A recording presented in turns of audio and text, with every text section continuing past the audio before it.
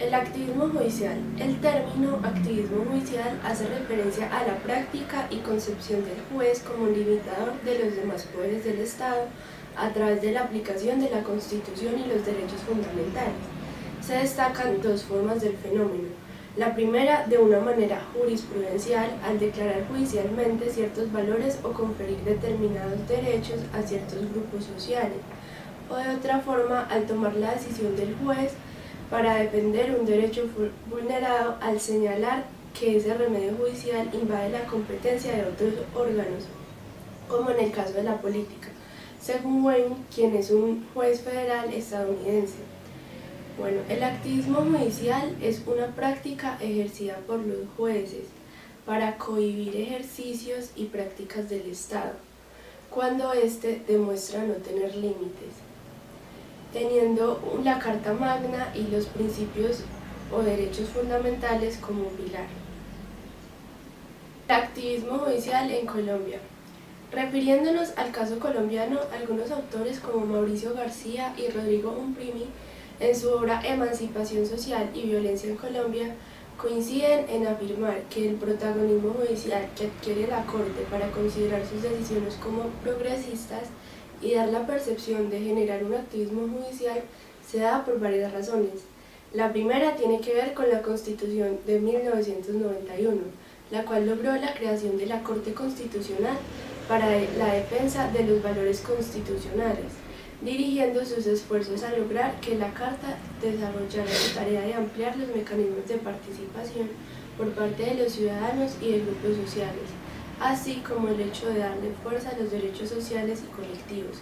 Sin embargo, tanto la ineficiencia de la Constitución y el debilitamiento de las fuerzas políticas para cumplir estas expectativas hicieron que muchos grupos sociales vieran con buenos ojos la idea de optar por la vía judicial, observando que varios de los grupos sociales que se acogían a esta lograban medidas progresistas que tomaba la Corte, rasgo característico del activismo judicial.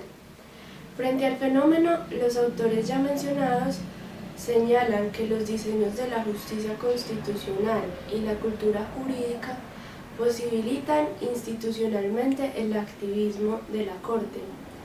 Además, la crisis de representación y la debilidad de los movimientos sociales favorecen el recurso de los mecanismos jurídicos por parte de ciertos actores sociales. Bueno, tal es el caso de grupos sociales como el movimiento indígena, los homosexuales, los deudores del sistema UPAC y el movimiento sindical, los cuales la Corte ha contribuido en forjar su propia identidad y hacer que otros grupos activistas vean con mejores posibilidades el hecho de acogerse a la vía judicial que tomar la ineficaz de la vía política. El juez que cambia la jurisprudencia. Bueno, esta es otra clasificación. La primera versión es la versión sintomática. Se supone que es activista el juez que cambia la jurisprudencia. La caracterización puede tener implícito un elogio en la medida en que el ponente suponga que la jurisprudencia anterior era mala, o un lamento cuando esté dando a entender que la que se abandona era la buena doctrina, por lo que lo decisivo es el contexto del discurso en el que se enuncie. Es importante decir que el cambio de jurisprudencia no significa nada en sí mismo, y por eso esta acepción del activismo deja poca miga para un análisis serio. Si en cambio debieran llamarnos con mucha la atención y creo que movernos a cierta sospecha el juez que incurre en la disidencia sistemática o que parece el juez de las interpretaciones vanguardistas. En segundo lugar, se suele asociar al activismo con la heterodoxia. Así sería activista el juez que realiza interpretaciones vanguardistas del derecho. Más que una decisión que va contra el precedente, se trata aquí de decisiones sin precedente. Este juez activista normalmente será vituperado por sus contemporáneos y ello no impedirá que mucho tiempo después se lo pueda recordar como un pionero. pero urge decidir si ese desfase temporal del juez se adelanta a su época. No es una inadecuación tan disruptiva como la que se empecina en sostener concepciones anquilosadas y superadas. El juez que crea derecho.